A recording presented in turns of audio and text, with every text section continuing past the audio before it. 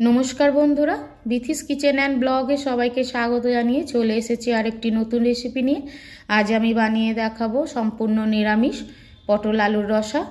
চলুন তাহলে ঝটপট বানিয়ে নেওয়া যাক। পটল আলুর রসা বানানোর জন্য 8 থেকে 10টা কাজু বাদাম আর 1 চামচ পোস্তকে 5-7 মিনিটের জন্য ভিজিয়ে নিলাম। এবার এগুলোর একটা পেস্ট তৈরি করে নিতে হবে।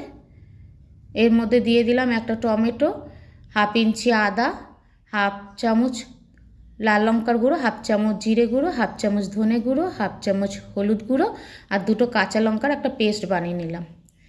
গ্যাসে কড়াই বসিয়ে দিয়েছি। কড়াই গরম হলে তেল দিলাম। তেলটা গরম হতে একটা বড় সাইজের আলুকে টুকরো করে রেখেছিলাম, সেটাকে ভেজে নেব। আলু ভাজা হয়ে গেছে। ওই তেলেই পটল ভেজে নেব। পটলের অল্প অল্প খোসা রেখে 2 টুকরো করে নিয়েছিলাম। পটল ভাজার সময় কোনো নুন হলুদ দেবো না, কেন নুন হলুদ দিয়ে পটল ভাজলে তেলটা কালো হয়ে যায়। আর এইভাবে মিডিয়াম ফ্লেমে রেখে ঢাকা দিয়ে দিয়ে যদি পটল ভাজা হয় তাহলে অল্প তেলেই পটল ভালো মতন ভাজা হয়ে যায়। সেই কারণে ঢাকা দিয়ে দিয়ে ভেজে নিলাম।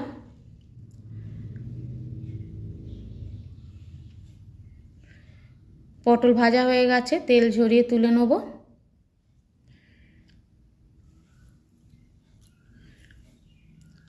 ওই কড়াইতে আরও কিছুটা তেল দিয়ে দিলাম।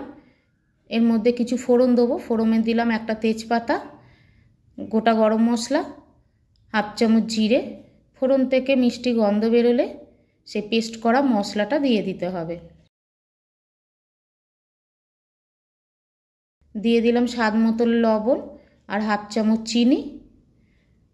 মশলাটাকে লো টু মিডিয়াম ফ্লেমে রেখে খুব ভালো মতন কষিয়ে নিতে হবে, যাতে মশলার থেকে কোনো কাঁচা গন্ধ না বেরোয়। দেখুন মশলার থেকে তেল বেরিয়ে এসেছে। এই পর্যায়ে দিয়ে দেবো 3 থেকে 4 চামচ ফেটিয়ে রাখা টক দই। টক দইটা দিয়ে আবারও খুব ভালো করে কষিয়ে নেব। ফ্লেমটাকে একদম লোতে রেখে টক দইটা দিতে হবে, তা নাহলে টক দইটা ফেটে যেতে পারে। মশলাটা ভালো মতো কষানো হয়ে গেছে। দেখুন মশলা থেকে তেল বেরিয়ে এসেছে। অ্যাড করে দিলাম ভেজে রাখা আলু পটল আর মশলাটাকে লো টু মিডিয়াম ফ্লেমে রেখে খুব ভালো মতন কষিয়ে নিতে হবে। এই অবস্থায় যদি মশলাটা তলায় লেগে যায় তাহলে সামান্য জল অ্যাড করতে হবে। নিরামিষের দিনে বা ভোগের রান্নাতে কিন্তু এই রকম নিরামিষ আলু পটলের রসা খেতে খুব ভালো লাগে।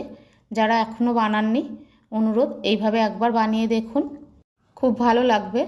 রান্নার স্বাদ বাড়ানোর জন্য দিয়ে দিলাম 7-8টা কারি পাতা।